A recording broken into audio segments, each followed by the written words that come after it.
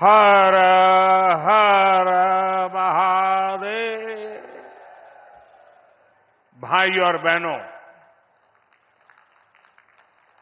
काशी के धरती पर आज एक बार फिर आप लोगन के बीच आवे का मौका मिलल है। जब तक बनारस नहीं आई तब तक हमार मन नहीं मानेला।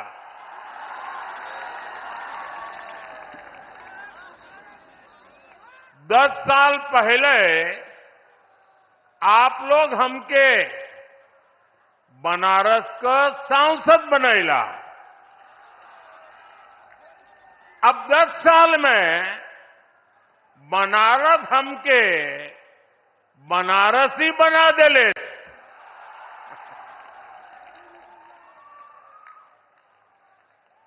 भाई और बहनों,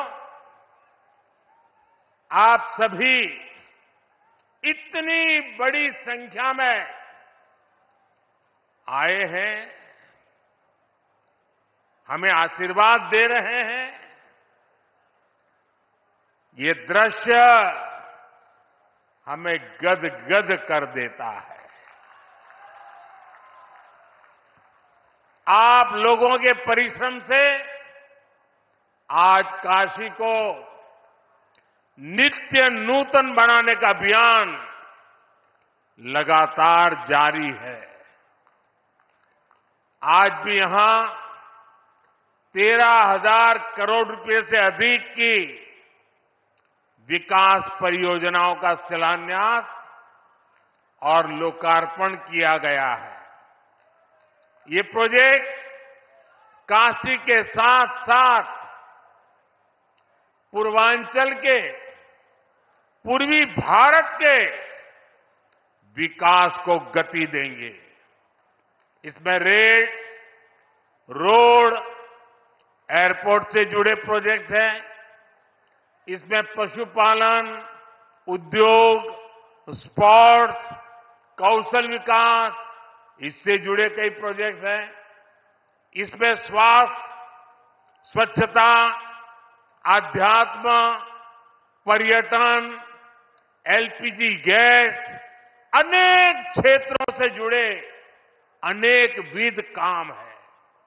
इससे बनारस समेत पूरे पूर्वांचल के लिए नौकरी के बहुत सारे नए अवसर बनेंगे। आज संत रविदास जी की जन्मस्थली से जुड़े अनेक प्रोजेक्ट्स का भी यहां से लोकार्पण हुआ है। मैं इन सारी परियोजनाओं के लिए आप सभी को बहुत बहुत बधाई देता हूं।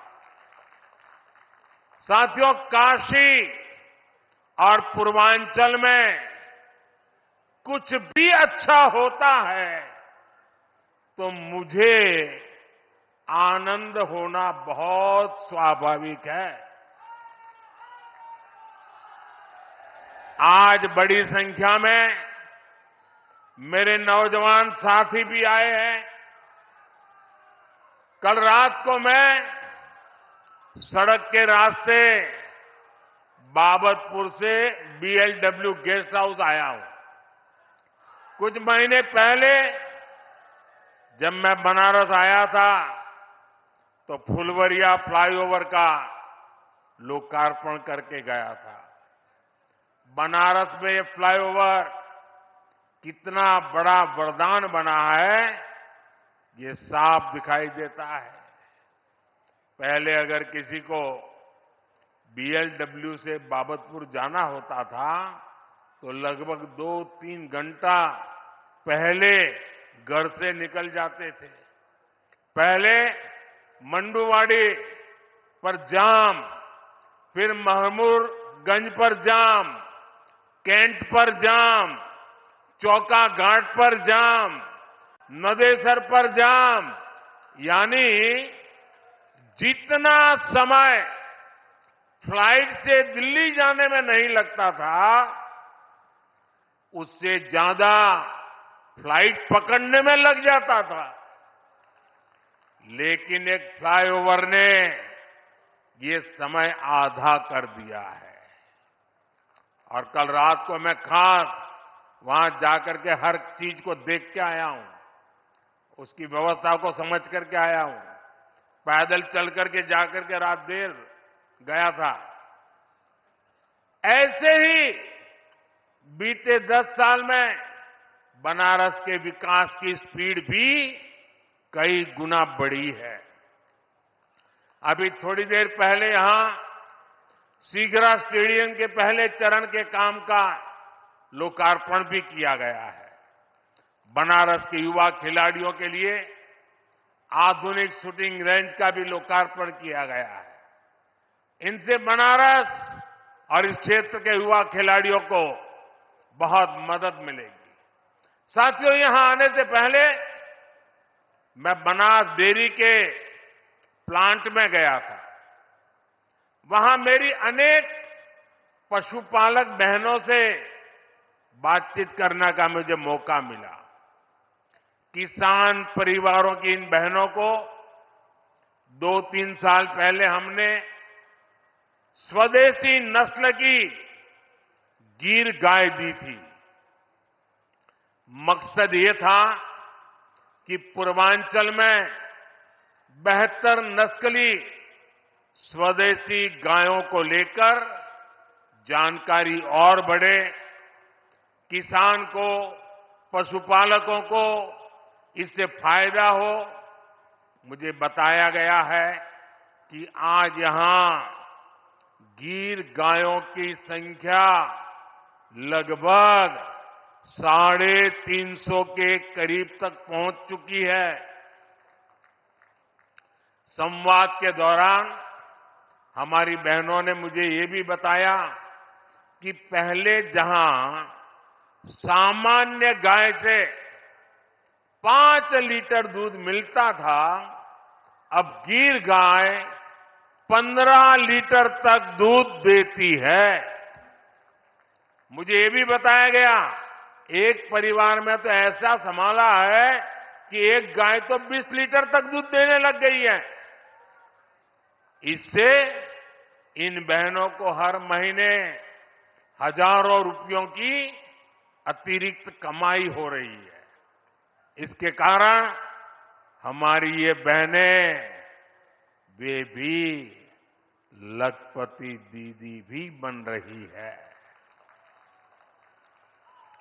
और ये स्वयं सहायता समूह से जुड़ी देश की 10 करोड़ बहनों के लिए बहुत बड़ी प्रेरणा है। साथियों, बनास डेयरी प्लांट का शिलान्यास मैंने 2 वर्ष पहले किया था। तब मैंने वाराणसी सहित पूर्वांचल के तमाम पशुपालकों को, गोपालकों को इस प्रोजेक्ट को तेजी से पूरा करने की गारंटी दी थी। आज मोदी की गारंटी आपके सामने है। और इसलिए तो लोग कहते हैं, मोदी की गारंटी यानी गारंटी पूरा होने की गारंटी। सही निवेश से रोजगार के अवसर कैसे पैदा होते हैं, बनास डेयरी इसका उत्तम उदाहरण है। अभी बनास डेयरी वाराणसी, मिर्जापुर, गाजीपुर, रायबरेली, इन जिलों के पशुपालकों से लगभग 2 लाख लीटर दूध इकट्ठा कर रही है। इस प्लांट के चालू होने से अब बलिया, चंदौली, प्रयागराज, जौनपुर और दूसरे जिलों के लाखों पशुपालकों को भी लाभ होगा। इस परियोजना से वाराणसी, जौनपुर, चंदौली, गाजीपुर, आजमगढ़ जिलों के 1000 से ज्यादा गांवों में दुग्ध मंडियां बनेगी। पशुपालकों का ज्यादा दूध ज्यादा कीमत पर बिकेगा तो हर किसान पशुपालक परिवार को ज्यादा कमाई होना तय है। ये प्लांट किसानों पशुपालकों को बेहतर पशुओं की नस्ल और बेहतर चारे को लेकर भी जागरूक करेगा, प्रशिक्षित करेगा। साथियों, इतना ही नहीं, ये बनास काशी संकुल रोजगार के भी हजारों नए अवसर बनाएगा, अलग अलग कामों में रोजगार बनाएगा। एक अनुमान है कि इस संकुल से पूरे इलाके में 3 लाख से ज्यादा किसानों की आय बढ़ेगी। यहां दूध के अलावा छाछ, दही, लस्सी, आइसक्रीम, पनीर और अनेक प्रकार की स्थानीय मिठाइयां बनेगी। इतना कुछ बनेगा तो इन्हें बेचने वालों को भी तो रोजगार मिलने वाला है। यह प्लांट बनारस की प्रसिद्ध मिठाइयों को देश के कोने कोने तक पहुंचाने में बहुत बड़ी भूमिका निभाएगा। दूध के ट्रांसपोर्टेशन से जुड़े कारोबार में भी अनेक लोगों को रोजगार मिलेगा। इससे पशु आहार से जुड़े दुकानदार, स्थानीय वितरकों का भी दायरा बढ़ेगा। इसमें भी अनेक रोजगार बनेंगे। साथियों, इन प्रयासों के बीच मेरा बनास डेयरी के कामकाज से जुड़े वरिष्ठ साथियों से भी एक आग्रह है। मैं चाहूंगा कि आप दूध का पैसा सीधे बहनों के अकाउंट में डिजिटल तरीके से भेजिए। किसी पुरुष के हाथ में पैसे मत देना। मेरा अनुभव है, इसके बहुत ही शानदार परिणाम आते हैं। पशुपालन तो एक ऐसा सेक्टर है जिसमें सबसे अधिक हमारी बहनें जुड़ी हैं। ये बहनों को आत्मनिर्भर बनाने का बहुत बड़ा माध्यम है। पशुपालन छोटे किसानों और भूमिहीन परिवारों का भी बहुत बड़ा सहारा है।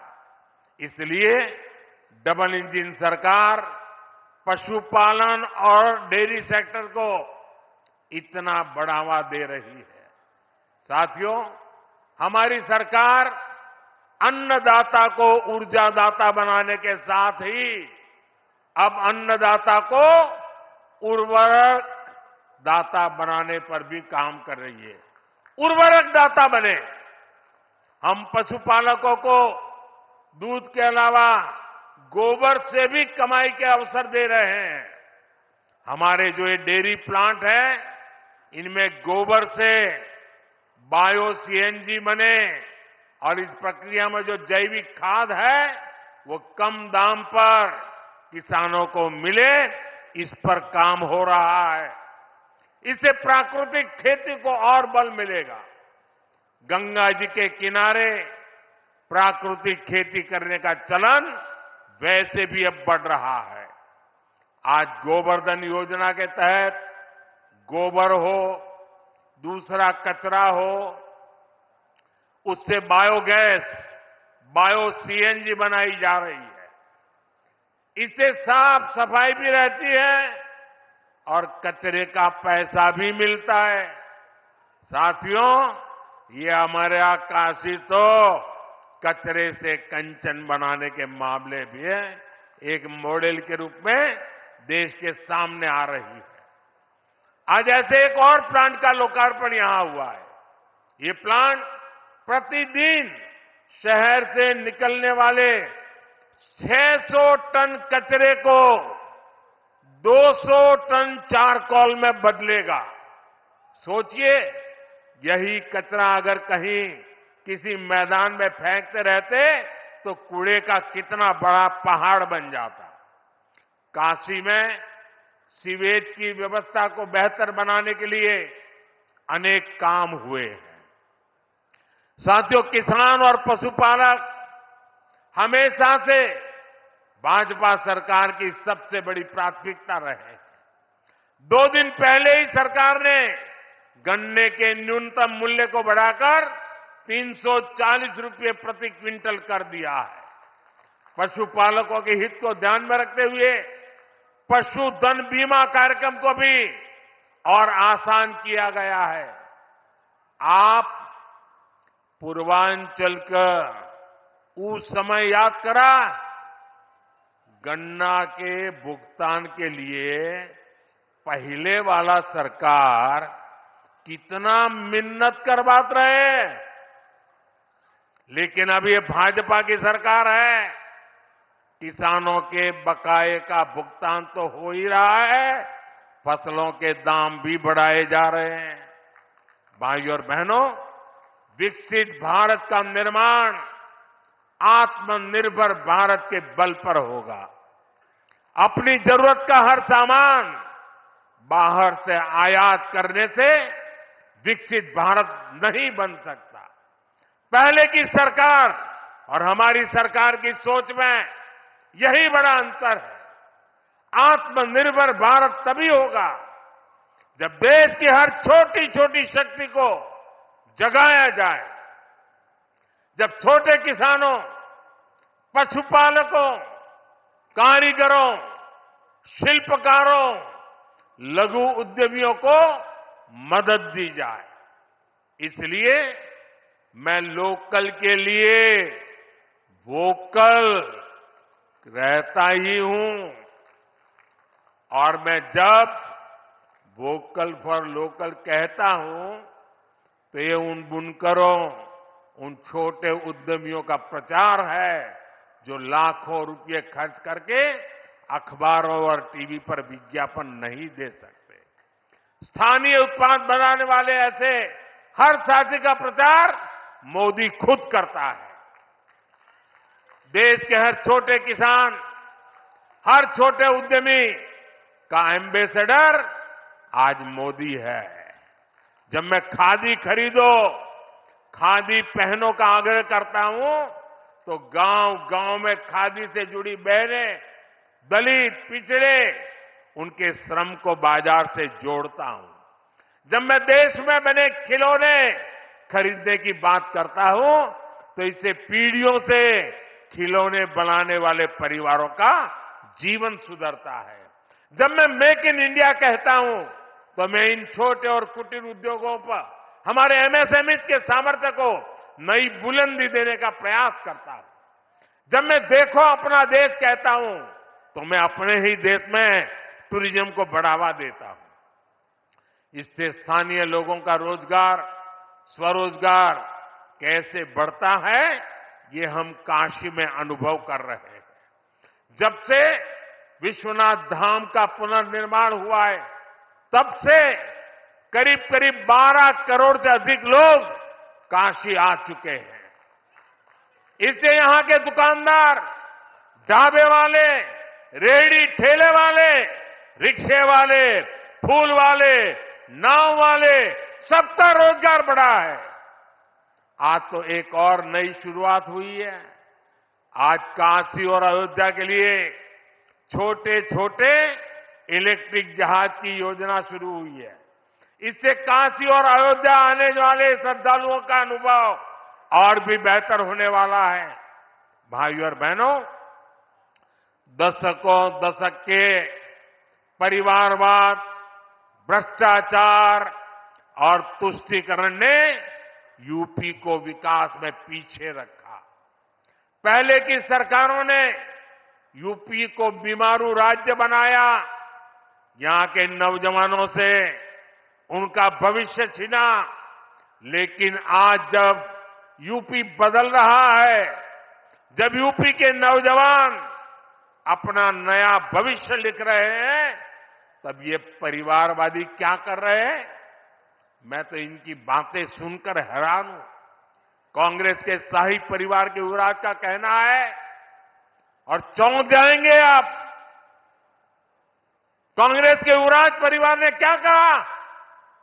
वो कह रहे हैं और काशी की धरती पर आके कह रहे हैं, काशी के नौजवान, यूपी के नौजवान नशेड़ी है। ये कैसी भाषा है भाई? मोदी को गाली देते देते तो इन्होंने 2 दशक बिता लिए, लेकिन अब ईश्वर रूपी जनता जनार्दन पर, यूपी के नौजवानों पर ही ये लोग अपनी फ्रस्ट्रेशन निकाल रहे हैं। जिनके अपने होश ठिकाने नहीं है, वो यूपी के मेरे काशी के बच्चों को नशेड़ी कह रहे हैं। अरे गौर परिवारवादियों, काशी का, यूपी का नौजवान तो विकसित यूपी बनाने में जुटा है। अपना समृद्ध भविष्य लिखने के लिए परिश्रम की पराकाष्ठा कर रहा है। इंडी गठबंधन द्वारा यूपी के नौजवानों का अपमान कोई नहीं भूलेगा। साथियों, गौर परिवारवादियों की यही असलियत होती है। परिवारवादी युवा हमेशा परिवारवादी युवा शक्ति से डरते हैं, युवा टैलेंट से डरते हैं। उनको लगता है कि सामान्य युवा को अवसर मिला तो वो हर जगह चुनौती देगा। इनको वही लोग पसंद आते हैं जो उनकी दिन रात जय जयकार करते रहें। आजकल तो इनके गुस्से का, इनकी बौखलाहट का एक और भी कारण है। इनको काशी और अयोध्या का नया स्वरूप बिल्कुल पसंद नहीं आ रहा। आप देखिए, अपने भाषणों में राम मंदिर को लेकर कैसी कैसी बातें करते हैं, कैसी कैसी बातों से हमले करते हैं। मैं नहीं जानता था कि कांग्रेस को प्रभु श्री राम से इतनी नफरत है। भाई और बहनों, ये अपने परिवार और अपने वोट बैंक से बाहर देख ही नहीं सकते, सोच ही नहीं सकते। तभी तो हर चुनाव के दौरान साथ आते हैं और जब परिणाम नील बटा सन्नाटा आता है तो ये एक दूसरे को गाली देते हुए अलग हो जाते हैं। लेकिन ये लोग जानते नहीं, ये बनारस हो, यहां सब गुरु हो। यहां इंडी गठबंधन के पैंतरा ना चली। बनारस नहीं, पूरे यूपी के पता हो, माल वही है, पैकिंग नहीं है। इस बार तो इनको जमानत बचाने के लिए ही बहुत संघर्ष करना पड़ेगा। साथियों, आज पूरे देश का एक ही मूड है। अब की बार मोदी की गारंटी है, हर लाभार्थी को 100% लाभ। मोदी लाभार्थियों के सैचुरेशन की गारंटी दे रहा है। तो यूपी ने भी सारी सीटें मोदी को देने का निर्णय किया है। यानी इस बार यूपी 100% सीटें एनडीए के नाम करने वाला है। भाइयों और बहनों, मोदी का तीसरा कार्यकाल पूरी दुनिया में भारत के सामर्थ्य का सबसे प्रखंड कालखंड होने वाला है, सबसे प्रखर कालखंड होने वाला है।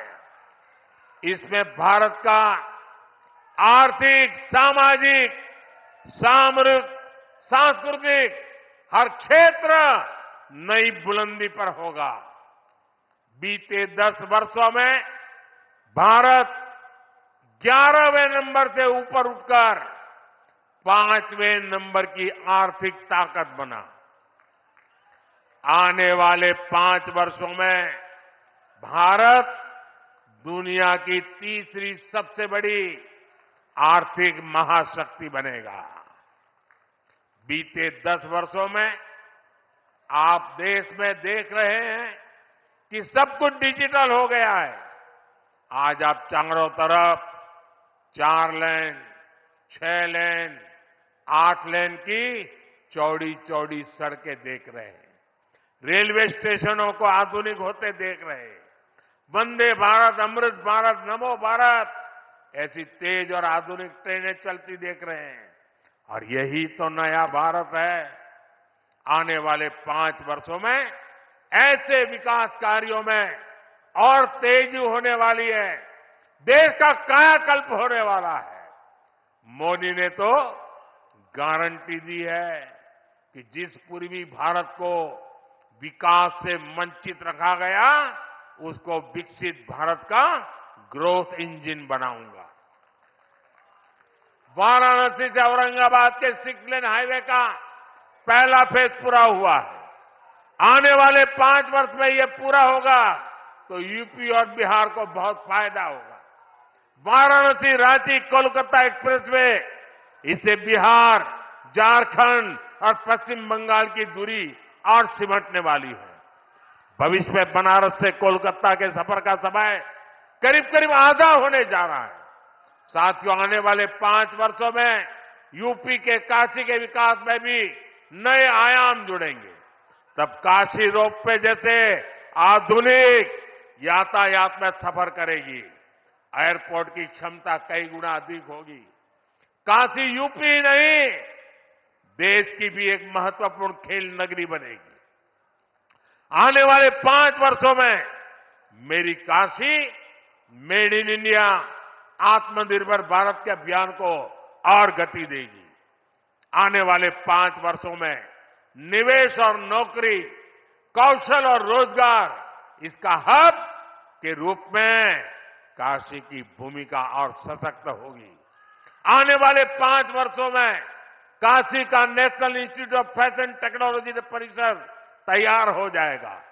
इससे यूपी के नौजवानों के लिए स्किल और रोजगार के अनेक अवसर मिलेंगे। इससे हमारे बुनकर साथियों, हमारे कारीगरों को भी नई टेक्नोलॉजी और नई स्किल देना सरल होगा। साथियों, बीते दशक में काशी को हमने हेल्थ और एजुकेशन के हब के रूप में एक नई पहचान दी है। अब एक नया मेडिकल कॉलेज भी इसमें जुड़ने वाला है। बीएचयू में नेशनल सेंटर ऑफ एजिंग के साथ साथ आज 35 करोड़ रुपए की लागत के कई डायग्नोस्टिक मशीन और उपकरण का भी लोकार्पण किया जा रहा है। इससे सुपर स्पेशलिटी अस्पताल में आने वाले मरीजों का वहीं परिसर में ही डायग्नोसिस करना आसान हो जाएगा। काशी में अस्पतालों से निकल बायो कचरे को निपटाने के लिए नई सुविधा भी जल्द तैयार होने वाली है। साथियों, काशी के, यूपी के, देश के तेज विकास को हम थमने नहीं देना है। हर काशीवासी को अब जुट जाना है। मोदी की गारंटी पर अगर देश और दुनिया को इतना भरोसा है तो इसके पीछे आपका अपनापन और बाबा का आशीर्वाद है। एक बार फिर आप सबको नए प्रोजेक्ट के लिए बहुत बहुत बधाई। मेरे साथ बोलिए, भारत माता की, भारत माता की, भारत माता की। हर हर